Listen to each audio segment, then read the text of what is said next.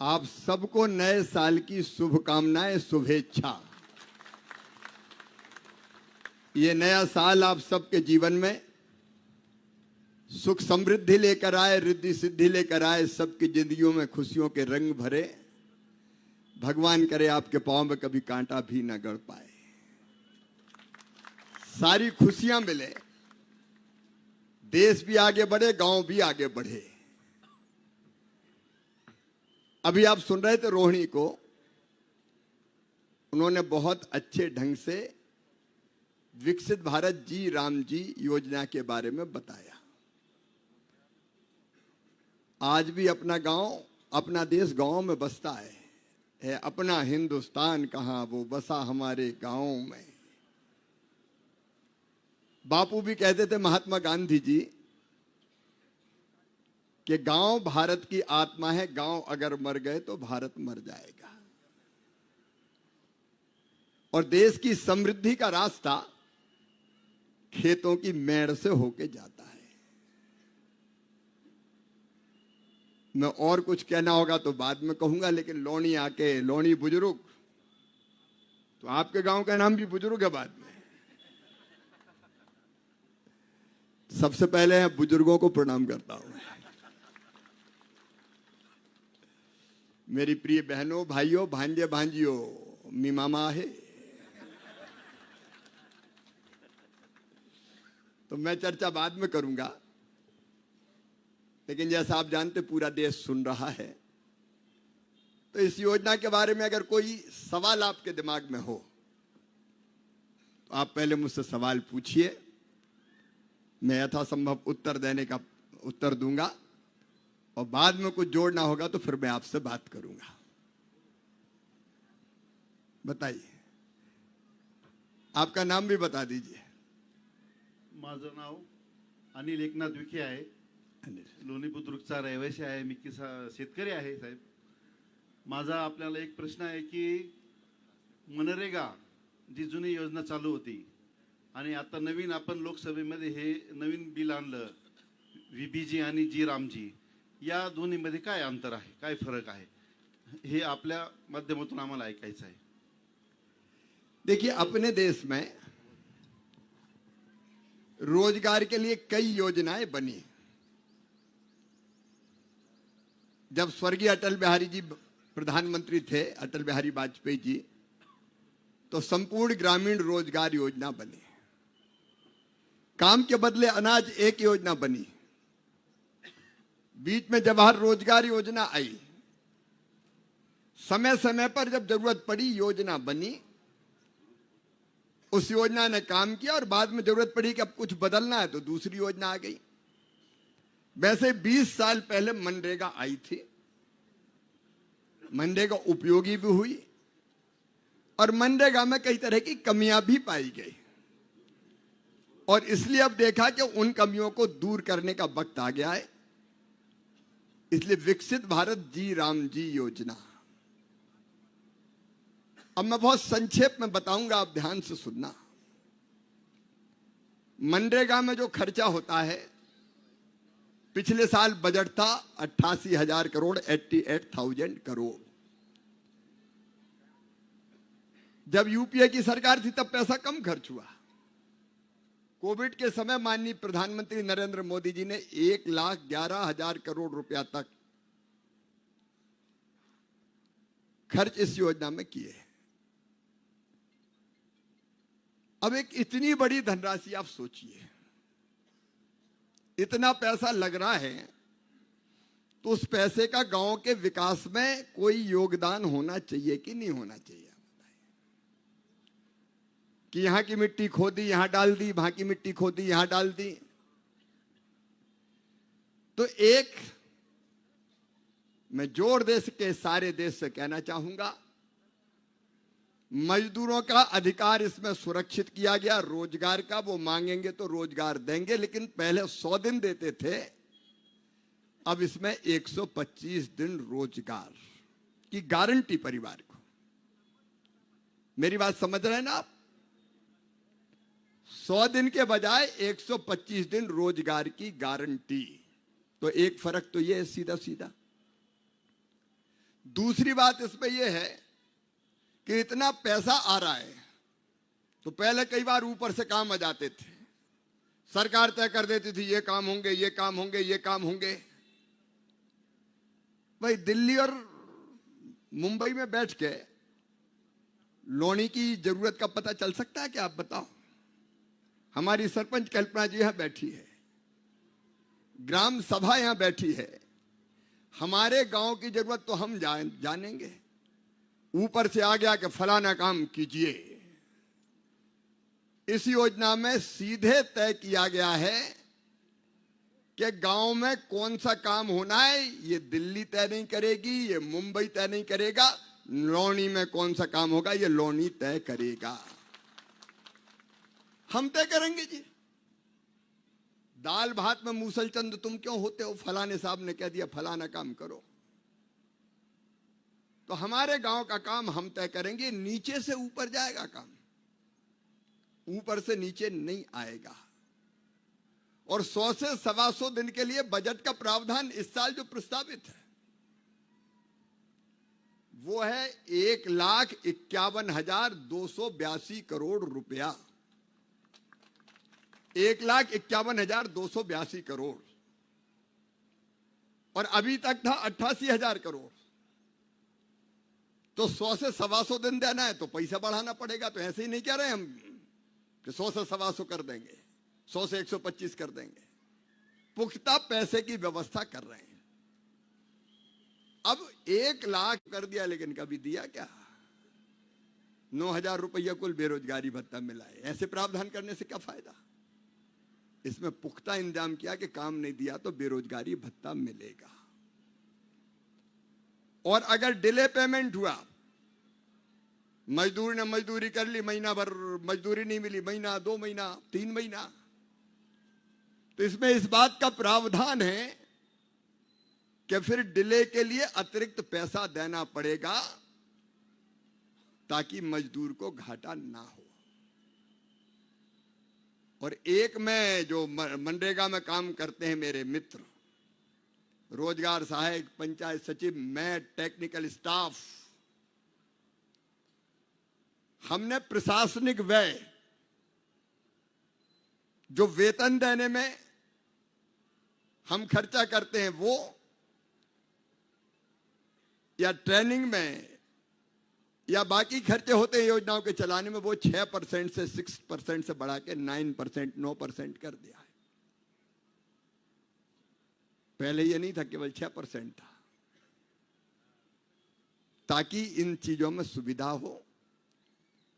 और एक बड़ा अंतर यह है कि काम के समय मजदूर जब खेती का काम पीक पे हो, सोइंग का, हार्वेस्ट करने का, तब इसके काम को स्थगित करेंगे ताकि किसान को, सेतकरी को भी मजदूर मिल जाए, उसका भी काम चल जाए। तो मजदूर की भी जय हो और सेतकरी की भी जय हो। ये बिन बिन सिचुएशन है। ऐसे अनेकों प्रावधान इसमें मनरेगा के से हटके किए हैं ताकि योजना और बेहतर बने। हाँ बहन जी।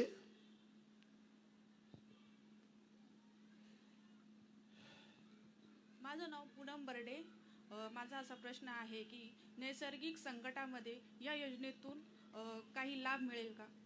नैसर्गिक प्राकृतिक खेती के लिए, अच्छा, प्राकृतिक आपदा में इसमें प्रावधान किया। बहुत अच्छा सवाल पूछा आपने।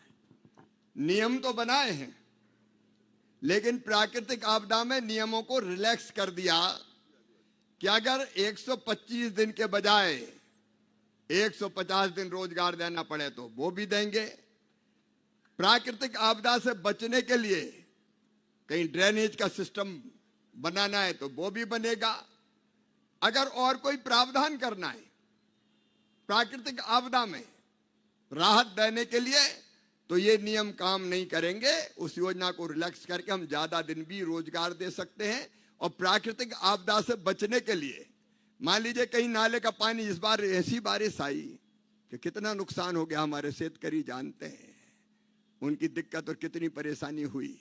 लेकिन वो भी चिंता ना करे, अभी तो हमारे मंत्री जी पाटिल जी बैठे हैं, मुझे कल बता रहे थे 800 कुछ करोड़ रुपया तो इसी जिले में आया है।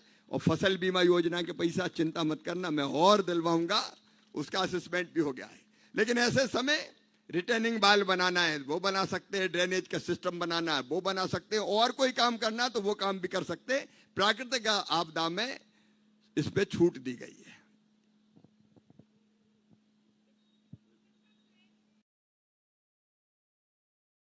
मध्य प्रदेश में लाडली बहना, महाराष्ट्र में लाड़की बहना।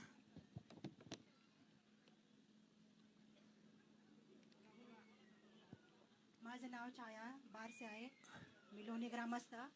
माझा असा साहेबांना प्रश्न आहे की काम केल्यानंतर मजुरीचे पैसे किती दिवसात मिळतील? मजदूरी कितने दिन में मिले?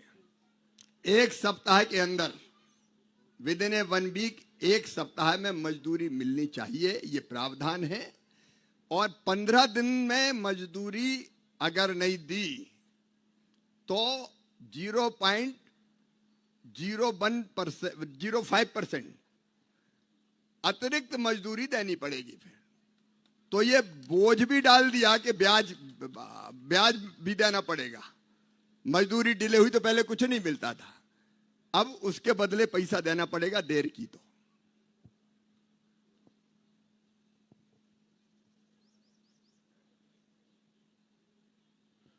मी अशोक धावणे, चेअरमन लोणी बुद्रुक सोसायटी। जी सर, मनरेगा योजनेचे 266 कामे रामजी योजनेतून करता येतील का? इस योजना के 266 काम वीजी राम योजना से कर सकते हैं क्या? मनरेगा वाले जो काम अभी करते थे वो इस योजना में कर सकते हैं क्या? ऐसा है, इसमें जो काम हमने लिए हैं, मैं समझता हूं कि केवल इस तरह के काम छोड़े हैं कि सड़क किनारे की सफाई, जिसमें कोई काम ही नहीं होता था, उस तरह के काम को छोड़ के इसमें मैं फिर बता रहा हूं कि जल संरक्षण के काम पूरे, तालाब खोदना है, खेत तालाब हितग्राही के खेत में खोदना है, चेक डैम, स्टाफ डैम, बोरी बंधन सब बना सकते हैं।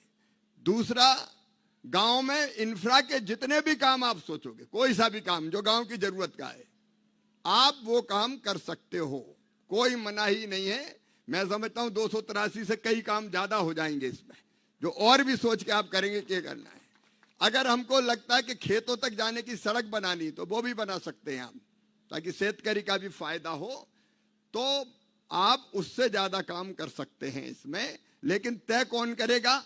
गांव, ग्राम सभा जो वो तय करेगी वही होगा, उसके अलावा कोई ऊपर से तय नहीं कर सकता।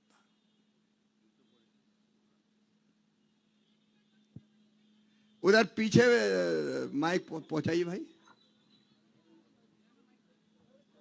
वहां पीछे माइक दीजिए।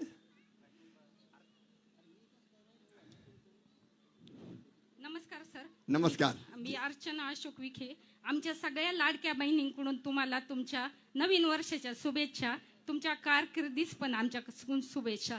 आज महिलांची एवढी संख्या उपस्थित आहे, तर मला तुम्हाला प्रश्न विचारायचा आहे का, जी रामजी योजनेमध्ये महिलांसाठी आपल्याला किती राखीव जागा ठेवता येईल, म्हणजे तिचं कुटुंब सक्षमपणे चालून पर्यायाने गाव आणि देश पण चालू शकेल? धन्यवाद सर। एक मिनट, लाड़की बहन, इसमें 1/3 33%, ये तो बिल्कुल पक्का है कि 33% तो महिलाओं को काम देना ही पड़ेगा। 33% पक्का है, इससे ज्यादा हो सकता है, उसमें कोई रोक नहीं है। इसलिए बहनों के हितों को भी सर्वथा सुरक्षित रखने की कोशिश की गई है। बहनें निश्चिंत रहे, 33% मतलब मैट भी बनेंगी वो, और बाकी काम भी वो करेंगी। तो बहनों को भी इसमें मजदूरी के अलावा रोजगार के, मजदूरी के साथ साथ बाकी कामों में भी पर्याप्त अवसर है। हाँ जी, नमस्ते सर, मी नकुल सुरेश तांबे। सर, सर्वप्रथम मी आपणास सांगू इच्छितो की आमच्या नामदार राधाकृष्ण विखे पाटील साहेबांमुळे सर्व परिसर जलमय झालेला आहे। येथील सर्व लोक शेतकरी आहेत। त्या शेतकऱ्यांसंदर्भात मी एक आपणास प्रश्न विचारू इच्छितो की शेतीत जे काम करण्यासाठी मजदूर आपण घेणार आहोत, तर त्यांना या योजनेचा लाभ घेता येऊ शकतो का? ये बिल्कुल सही प्रश्न है। मैं आपको इसकी बैकग्राउंड भी बता दूं, जब ये योजना बन रही थी तब भी ये सवाल आया था कि खेती के काम को भी तो करना है। उसके बाद भी ये कई बार ये बात उठी कि मजदूर खेती का काम जब पीक पे होता है तो सारी फसल कटाई हार्वेस्टर से नहीं हो सकती, कई बार हाथ से भी काटने की जरूरत पड़ती है। और कई काम ऐसे जिनमें तो हाथ से ही करना पड़ता है, मशीन कितना भी हम मैकेनाइजेशन कर लें मशीन काम नहीं आती, और ना हर किसान के पास मशीन हो सकती है। और इसलिए साल में 60 दिन जब हमारा पीक टाइम होगा कटाई का और बुआई का, मतलब जब हम सोइंग करते हैं, बोनी करते हैं, या जब हम कटाई करते हैं, या और दूसरे तरह के जरूरी काम होते हैं, तो उसके लिए साल में 60 दिन जब राज्य सरकार तय करे कि भाई ये 20 दिन है, अभी ये हार्वेस्टिंग का सीजन है, तो ये काम बंद हो जाएगा जी राम जी वाला, और हमारे मजदूर भाइयों बहनों को वहां काम मिल जाएगा खेत में। तो उस काम को वो करेंगे ताकि किसान का काम, शेतकरी का काम भी चल जाए। अधिकतम 60 दिन। अब देखिए इसमें मजदूर का कोई नुकसान नहीं, 125 दिन तो मिल रही है, गारंटी है, खेती में भी काम मिलेगा। तो किसान की भी जय जय और मजदूर की भी जय जय, खेती का काम भी चले और मजदूरी का काम भी चले। हाँ जी सर, मी मिलिंद विठ्ठल पाळंदे, ग्राम रोजगार सेवक चंद्रपूर। व्ही रामजी योजनेअंतर्गत रोजगार सहायकाचे पद पुढे चालू राहील का आणि त्यांना मानधनात वाढ होईल का? आप बिल्कुल चिंता मत करो, इसमें यह प्रावधान किया है कि कोई काम से नहीं हटेगा। एक बात। दूसरी बात, जो प्रशासनिक व्यय बढ़ाया है 6 से 9%, मैं पूरे देश भर में ये बात कहना चाहता हूं, रोजगार सहायक, पंचायत सचिव, मैट, टेक्निकल स्टाफ, मेरी बात ध्यान से सुने भाई। 1,51,282 करोड़ में 9% जाएंगे मानदेय के लिए, ट्रेनिंग के लिए और प्रशासनिक काम के लिए। मतलब कितना? 13,000 करोड़ रुपया से ज्यादा एक साल में इन कामों के लिए रखे हैं। पहले केवल 6%, अब 1.5 गुना 9%। और उसमें भी हम तय कर देंगे कि सबसे पहले तनख्वाह देंगे, मानदेय देंगे, वेतन देंगे, ताकि उसको इंतजार 4-4 महीने ना करना पड़े। इसकी पुख्ता व्यवस्था की है, क्योंकि तुम्हारी इस तकलीफ को भाई मैं जानता था। कई जगह रोजगार सहायक बोलते थे 4 महीना हो गए साहब, तनख्वाह ही नहीं दी, पैसे ही नहीं मिले, मानदेय नहीं मिला। अब इसको सुनिश्चित किया है कि पहले मानदेय, तनख्वाह। साहब की गाड़ी बाद में चलेगी नहीं, तो साहब गाड़ियों में ही खर्चा कर दे, तनख्वाह मिले ही नहीं पूरी, ये नहीं होगा। इसमें हमारे छोटे कर्मचारी के हितों को सुरक्षित कर दिया गया है, कोई नहीं हटेगा। डंके की चोट काम करोगे, चिंता मत करो। मी विकास म्हस्के, मला जर काम मागितलं आणि ते वेळेत भेटलं नाही तर बेरोजगार भत्ता मिळेल का? इसमें पहले जो योजना थी मनरेगा, उसमें बेरोजगारी भत्ते की बात लिख तो दी गई, लेकिन उसके लिए कोई प्रभावी प्रावधान नहीं थे। इसमें यह सुनिश्चित कर दिया है कि मांगने पर, और काम भी मांगेंगे तो लिख के देंगे काम, और आप काम मांगेंगे तो ऑन रिकॉर्ड होगा वो। और वो रिकॉर्ड केवल पंचायत में नहीं होगा, वो रिकॉर्ड जिले में भी होगा, और वो रिकॉर्ड प्रदेश में भी होगा, राज्य में। और वो रिकॉर्ड रोहिणी भी देखेगी दिल्ली में बैठ के, ये हमारी अभी अफसर है वहां के, तो वहां भी देखेगा। तो आपने ऑन रिकॉर्ड काम मांगा, रिकॉर्ड हो गया। उसके बाद अगर काम नहीं दिया तो बेरोजगारी भत्ता देना ही पड़ेगा। मला वाटतं बरेच प्रश्न उत्तर झालेत। तो सर मैं आपका बहुत आभारी हूँ। हमारे काफ़ी लोगों की जो आशंका थी आपने उसका निरसन किया है। तर यांचा मुद्दाम साहेब आदरणीय मंत्री महोदयांचा परिचय मला सांगितला राहून गेला। ते आपल्या मध्य प्रदेशचे 4 वेळा मुख्यमंत्री राहिलेले आहेत, एक वरिष्ठ नेता आहेत। आज इतक्या मोकळ्यापणानं केंद्रीय मंत्री आपल्या गावातून आपल्याशी वार्ता करतो, कधी आपण पाहिलं काय? आणि किती भूषणाव गोष्ट आहे. आणि म्हणून मी पुन्हा एकदा गावकऱ्यांच्या वतीने त्यांचं मनापासून अभिनंदन करतो. एकदा आमच्या महिला भगिनींनी जरा टाळ्याचा कडकड करा ना आपल्या लाडक्या बहिणींनी जरा. मी आता आदरणीय केंद्रीय मंत्री महोदयांना विनंती करतो की त्यांनी आपल्याला संबोधित करावं. इस विशेष ग्राम सभा को संबोधित करेंगे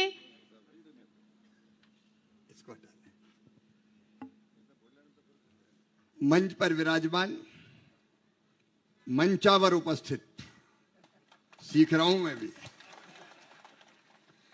डॉक्टर राधाकृष्ण विखे पाटिल साहब, जल संपदा मंत्री. लेकिन इस बार जल संपदा इतनी आ गई, माजी मंत्री आदरणीय अण्णा साहिब जी मैसके, बहन रोहिणी जी ज्वाइंट सेक्रेटरी भारत सरकार,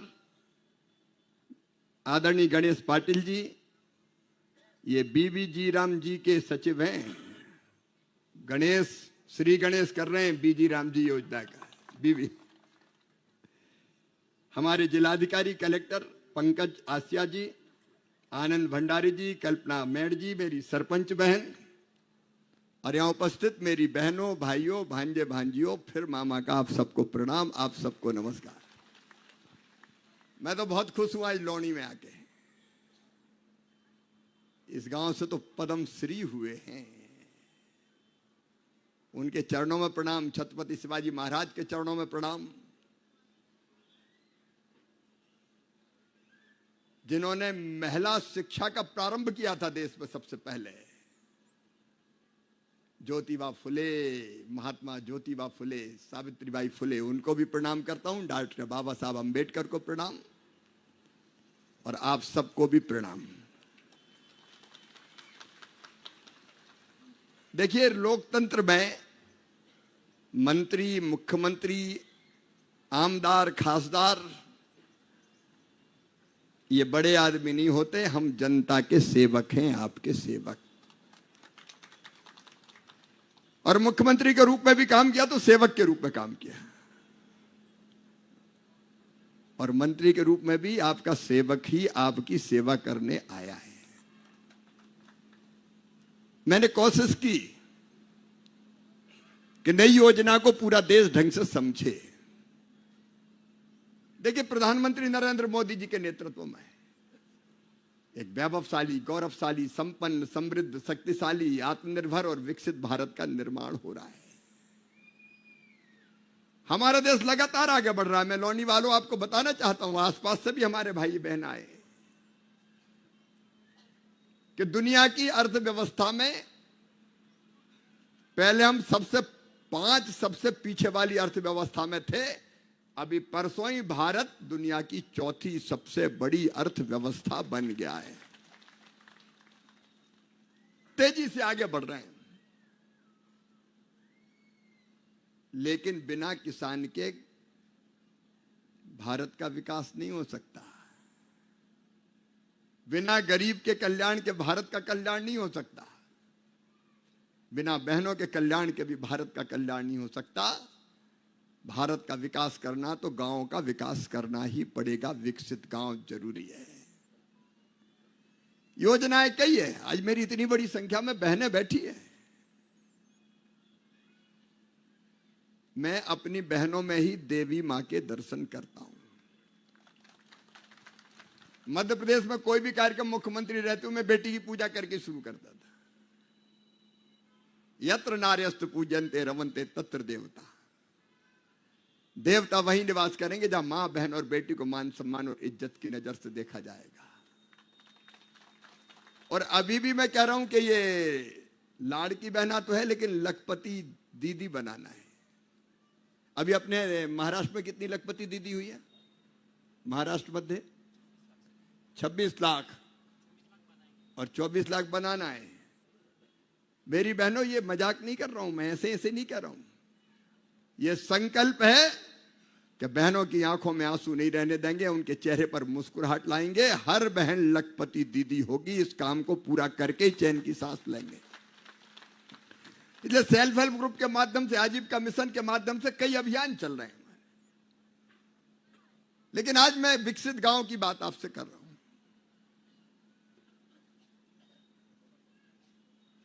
कई तरह की योजनाएं,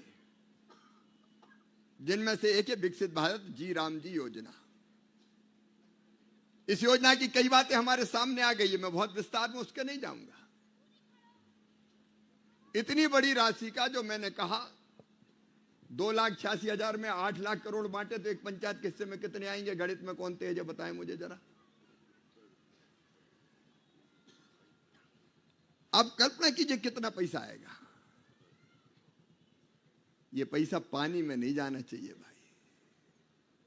इस पैसे से परमानेंट असेट क्रिएट होना चाहिए, ताकि हम गांव की सूरत बदल दें। लेकिन केवल एक योजना से नहीं, विकसित भारत जी राम जी योजना में तय किया कि बाकी योजनाओं का कन्वर्जेंस करना है। मतलब कृषि की, ग्रामीण विकास की, पशुपालन की, मछली पालन की, कोऑपरेटिव की, कई योजना को कन्वर्जेंस करके हम गांव बदलना चाहते हैं। हम ऐसा गांव चाहते हैं जो गरीबी मुक्त हो, स्वावलंबी गांव जो अपने पांव पर खड़ा हो, गांव की जरूरत गांव में पूरी होती हो, जहां हर किसी को रोजगार मिले। और मेरे शेतकरी भाई और बहनों, आपकी आमदनी भी बढ़े। और वो अकेली फसल से नहीं बढ़ सकती। अगर जमीन का छोटा टुकड़ा है तो इंटीग्रेटेड फार्मिंग हम करेंगे, जिसमें खेती के साथ कई चीजें जोड़ के, पशुपालन, बकरी पालन, मधुमक्खी पालन, मछली पालन, कृषि वानिकी, प्रोसेसिंग की गतिविधियां, आपकी आमदनी बढ़नी चाहिए। तो इस योजना में भी कन्वर्जेंस करेंगे। कितना हिसाब लगा क्या? इसमें लगभग 3 करोड़ के आसपास एक गांव के हिस्से में आएगा। मैंने इसलिए हिसाब लगवाया। आप बताओ, अगर एक गांव में 3 करोड़ ईमानदारी से खर्च हो गए तो गांव बदल जाएगा कि नहीं बदल जाएगा? ईमानदारी से गांव बदल जाएगा। तो हमको रोजगार भी देना है और गांव भी बदलना है। और बाकी योजनाएं कन्वर्जेंस करके गांव की गरीबी भी दूर करना है। गरीबी मुक्त गांव, रोजगार युक्त गांव, संपूर्ण विकसित गांव, मोदी जी के नेतृत्व में ये हमारा लक्ष्य है और इसको हम पूरा करके ही रहेंगे आपके सहयोग से। इसलिए विकसित भारत जी राम जी योजना आई। पैसे का पूरा उपयोग, काम जमीन पे आप तय करेंगे कौन सा काम तय करना है। और पहले तो पता होता था कि कई जगह, मैं यहां की बात नहीं कर रहा, लेकिन मैं आश्चर्यचकित रह गया कि एक ही काम में मनरेगा में बोले 1 साल फिर सड़क बनाई, फिर दूसरे साल वही मट्टी डाल दी, तीसरे साल फिर मट्टी डल गई, पैसा खत्म। यह पैसा केवल खाने के लिए रहेगा। पीएम गति शक्ति और टेक्नोलॉजी का उपयोग इसलिए कि उसमें दिल्ली में भी दिख जाएगा गांव में कौन कौन से काम हो चुके हैं। एक सड़क बन गई तो दोबारा काय को बनेगी? वो ही बननी चाहिए, तो पक्की ऐसी बननी चाहिए कि फिर कई साल तक वो चले। तो इसमें टेक्नोलॉजी का इस्तेमाल करके गलत चीजें, भ्रष्टाचार, बेईमानी रोकने का उपाय किया गया। एक एक पैसे का सही उपयोग होना चाहिए। आजीविका मूलक गतिविधियां, जैसे बहनें ही बैठी है, इनको अगर हमको ट्रेनिंग देना है, दूसरी कई चीजें करना है, तो कन्वर्जेंस करके वो भी हम करेंगे। मार्केटिंग, ब्रांडिंग चीजों की, वो भी हम कर सकते हैं। खेती के काम के लिए आपको खेत में तालाब चाहिए या और कोई जरूरत है, वो पूरी हो सकती है, लेकिन गलत काम नहीं होने देंगे। बताओ ये बात सही है कि नहीं? जोर से बताओ ना। क्यों पैसा पानी में थोड़ी जाने जाए भाई, आपकी तो पैसा है, ये आपका पैसा है, टैक्स जो आप जमा करते उसी से तो ये पैसा आता है। इसलिए इसमें टेक्नोलॉजी का उपयोग किया है कि भाई बेईमानी नहीं चलेगी, जो काम हो जमीन पर दिखना चाहिए और इसलिए गांव में जब गांव तय करेगा तो गांव देखेगा कि बना कि नहीं बना, और वीकली डिस्क्लोजर होगा तो पता चल जाएगा कि कितने मजदूर लगे, कितना काम हुआ, कैसा काम हुआ, वो गांव वाले देखेंगे। और नहीं अभी तक तो अंधा बांटे रेवड़ी चीन चीन के दे, कोई को पता ही नहीं और हो गया काम। तो इसलिए इस योजना को लेके आए, तकनीकी का इस्तेमाल करके। बाकी चीजें मैंने विस्तार से बताई है कि हमारे मनरेगा कर्मी जो थे वो बिल्कुल सुरक्षित रहेंगे। अब तो वो जी राम जी के कर्मचारी रहेंगे जी। तनख्वाह के लिए ज्यादा पैसा आएगा, खेती के लिए विशेष व्यवस्था की गई है। तो हर दृष्टि से अगर ये देखें तो ये योजना हमारी जिंदगी बदलने वाली है। हमारे गांव की तस्वीर और वहां की जनता की तकदीर बदलने वाली है। और मोदी है तो मुमकिन है, मैं कहता हूं। इसी मेहनत और ईमानदारी से काम करेंगे। आज मैं सारे देशवासियों को लौणी बुजुर्ग की इस पवित्र धरा से कह रहा हूं, ये विकसित भारत जी राम जी योजना आपके गांव के विकास के लिए, मजदूर को रोजगार देने के लिए, किसान को राहत देने के लिए सचमुच में ब्रह्मास्त्र साबित होगी।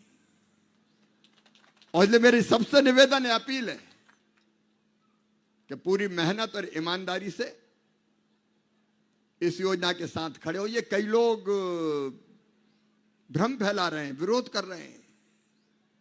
कोई भी अच्छा काम करते हैं, बदलाव तो विरोध होता है। और योजना बंद हो जाएगी, कैसे बंद हो जाएगी? कानून बनाए, कानून पार्लियामेंट में कानून बनाए।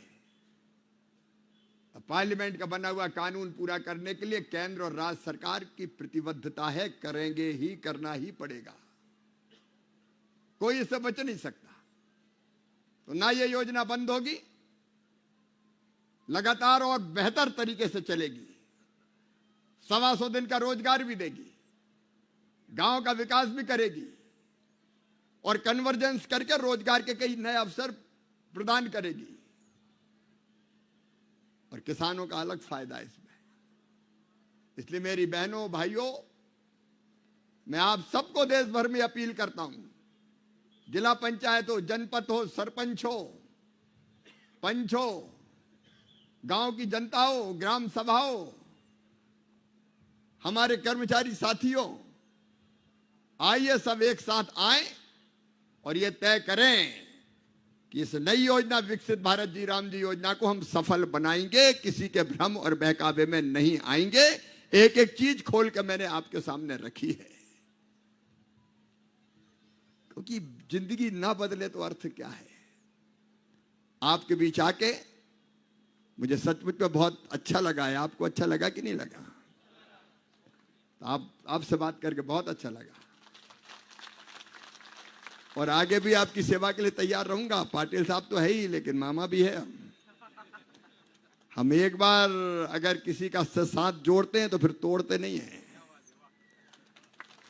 दिल्ली में 12 सफदरजंग रोड पर रहता हूं, बता के वहां भी आ सकते हो कभी।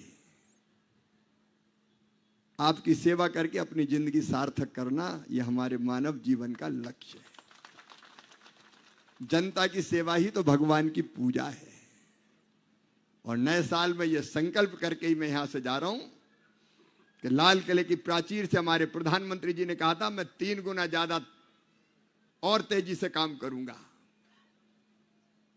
तो हम भी कोई कसर नहीं छोड़ेंगे, जितनी ताकत लग सकती है बेहतर काम करने में आपकी सेवा के हम करेंगे और अपने गांव को भी बेहतर से बेहतर बनाएंगे। किसान की हालत भी सुधारने का काम करेंगे। 2 बिल और किसान भाइयों को मैं बता देता हूं जो हम ला रहे हैं। एक, पेस्टिसाइड एक्ट बना रहे हैं। घटिया पेस्टिसाइड के कारण, नकली पेस्टिसाइड के कारण कई किसान तबाह और बर्बाद हो जाते हैं। मैंने कृषि मंत्री बन के देखा है कई जगह। ऐसी कंपनियों को हम छोड़ेंगे नहीं, कठोर कानून बना के ला रहे हैं। दूसरा, सीड एक्ट भी बना रहे हैं। बीज खरीद लाए, हो गई नहीं, अंकुरण नहीं हुआ, जर्मिनेशन नहीं हुआ, उस पर भी कठोरतम कार्रवाई की जाएगी। एक कानून ये बन गया, विकसित भारत जी राम जी, अब बीज का कानून भी कठोर बनेगा, गलत बीज नहीं किसी भी कीमत पर। और तीसरे यहाँ हार्टिकल्चर का काम काफी होता है, सब्जियों का, हार्टिकल्चर का। तो क्लीन प्लांट मिले हमारे किसानों को, इसलिए क्लीन प्लांट सेंटर 3 महाराष्ट्र में हम खोलने वाले हैं, जहां से रोग रहित पौधे मिलेंगे आपको। या कई जगह बैक्टीरिया वायरस, हाँ यहीं से लौनी से शुरू करेंगे पाटिल साहब, चिंता करने की जरूरत नहीं, अपन तो है ही इस काम के लिए। तो अच्छा काम हो सके, बेहतर सेवा कर सके, ये कोशिश रहेगी। आप सबको एक बार फिर से नए साल की बहुत बहुत शुभकामनाएं। ईश्वर आप सब पर कृपा और आशीर्वाद की वर्षा करे, और हम लोग आपकी सेवा में लगे रहें। बहुत बहुत धन्यवाद। बोलिए भारत माता की, भारत माता की, छत्रपति शिवाजी महाराज की, माँ अहिल्या देवी की, महात्मा ज्योतिबा फुले की, सावित्रीबाई फुले की, डॉक्टर बाबा साहब अंबेडकर की, और लौनी और आसपास की जनता की जय। सभा में आई बहनों भाइयों की जय। और मेरे भांजे भांजियों की जय। हर हर महादेव।